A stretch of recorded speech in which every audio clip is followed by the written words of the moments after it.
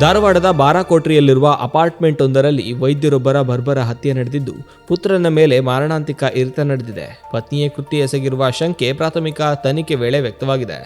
ಅರವಳಿಕೆ ತಜ್ಞರಾಗಿ ಕೆಲಸ ಮಾಡುತ್ತಿದ್ದ ಡಾಕ್ಟರ್ ಕಿರಣ್ ಹೊನ್ನಣ್ಣನವರ ಹತ್ಯೆಗೀಡಾದವರು. ಪತ್ನಿ ಪ್ರಿಯಾಂಕಾಳೆ ಕೊಲೆ ಮಾಡಿರುವ ಆರೋಪ ಕೇಳಿ ಬಂದಿದ್ದು, ಪುತ್ರ ನಿಹಿತ್ ಎಂಬ 8 ವರ್ಷದ ಮಗುವಿನ ಮೇಲೂ ಚಾಕುವಿನಿಂದ ಭೀಕರ ದಾಳಿ ಮಾಡಿದ್ದು, ಇದೀಗ ಮಗು ಸಾವು ಬದುಕಿನ ನಡುವೆ ಹೋರಾಟ ನಡೆಸುತ್ತಿದೆ. ಮಗು ರಕ್ತದ ಮಡುವಿನಲ್ಲಿ ಬಿದ್ದು ನರಳುತ್ತಿದ್ದರೂ ನೋಡದ ತಾಯಿ ಪ್ರಿಯಾಂಕಾ ಬೆಡ್ ಮೇಲೆ ಮೊಬೈಲ್ ನೋಡುತ್ತಾ ಕುಳಿತಿದ್ದರು ಎನ್ನಲಾಗಿದೆ. ವಿಷಯವನ್ನ ಪೊಲೀಸರ ಗಮನಕ್ಕೆ ತಂದಾಗ ಪೊಲೀಸರು ದೌಡಾಯಿಸಿ ಬಾಗಿಲು ತೆರೆದು ನೋಡಿದಾಗ ಅಲ್ಲಿ ಬರ್ಬರ ಹತ್ಯೆ ನಡೆದಿರುವುದು ಗೊತ್ತಾಗಿದೆ. ಸ್ವಯಂ ಪೊಲೀಸ್ ಆಯುಕ್ತ ಶಶಿಕುಮಾರ್ ಸ್ಥಳಕ್ಕೆ ಭೇಟಿ ಕೊಟ್ಟು ನೋಡಿದಾಗ ಡಾಕ್ಟರ್ ಕಿರಣ್ ರಕ್ತದ ಮಡುವಿನಲ್ಲಿ ಬಿದ್ದಿದ್ದರು. ನಿಹಿತ್ ತುಸು ಉಸಿರಾಡುತ್ತಿದ್ದ ಎಂಬ ಕಾರಣಕ್ಕಾಗಿ ಪೊಲೀಸ್ ಆಯುಕ್ತರೇ ಆ ಮಗುವನ್ನ ಎತ್ತಿಕೊಂಡು ಆಸ್ಪತ್ರೆಗೆ ದಾಖಲಿಸುವ ಕೆಲಸ ಮಾಡಿದ್ದಾರೆ. ಉಪನಗರ ಠಾಣೆ ಪೊಲೀಸರು ದೂರು ದಾಖಲಿಸಿಕೊಂಡಿದ್ದು ವಿಚಾರಣೆ ಮುಂದುವರೆಸಿದ್ದಾರೆ.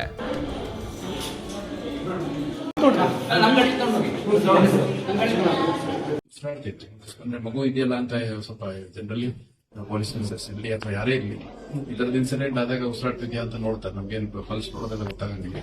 ಉಸಿರಾಡ್ತಿದೆ ಅಂತಂದಾಗ ಅದು ಬ್ರೀತ್ ಮಾಡ್ತಿರುತ್ತೆ. ಸೊ ಹಂಗಾಗಿ ಇಮಿಡಿಯೇಟ್ ಅದನ್ನ ಆಸ್ಪತ್ರೆಗೆ ಶಿಫ್ಟ್ ಮಾಡ್ಲಿಕ್ಕೆ ನಮ್ಮ ಆಫೀಸರ್ಸ್ಗೆ ಕಳಿಸ್ಕೊಟ್ಟಿದ್ದೇವೆ. ಮತ್ತೆ ಮಗು ಆಟಿಸ್ಟಿಕ್ ಅಂತ ನೋಡ್ತೀವಿ, ಅದರ ಸ್ವಲ್ಪ ಪ್ರಾಬ್ಲಮ್ ಇದೆ, ಮತ್ತೆ ಮಾತು ಕರೆಕ್ಟ್ ಆಗಿ ಬರ್ತಿರ್ಲಿಲ್ಲ, ಮೆಂಟಲಿ ಕೂಡ ಸ್ವಲ್ಪ ರಿಟಾರ್ಡೆಡ್ ಇತ್ತು ಅನ್ನೋಂಥದ್ದು ಈಗಷ್ಟೇ ಸ್ವಲ್ಪ ಕೆಲವು ಮಾಹಿತಿ ತಿಳಿದಿದೆ. ಇದು ಸ್ವಲ್ಪ ಒಂದು ಕುಟುಂಬದ ಒಳಗಡೆ ಆಗಿರುವಂತ ಒಂದು ಘಟನೆ ಅನ್ನುವಂಥದ್ದು ಹೇಳ್ತಾ ಇದ್ದಾರೆ ಕುಟುಂಬ, ಕಿರಣ್ ಅವರ ಮನೆಯವರು. ಏನ್ ಕಂಪ್ಲೇಂಟ್ ಕೊಡ್ತಾರೆ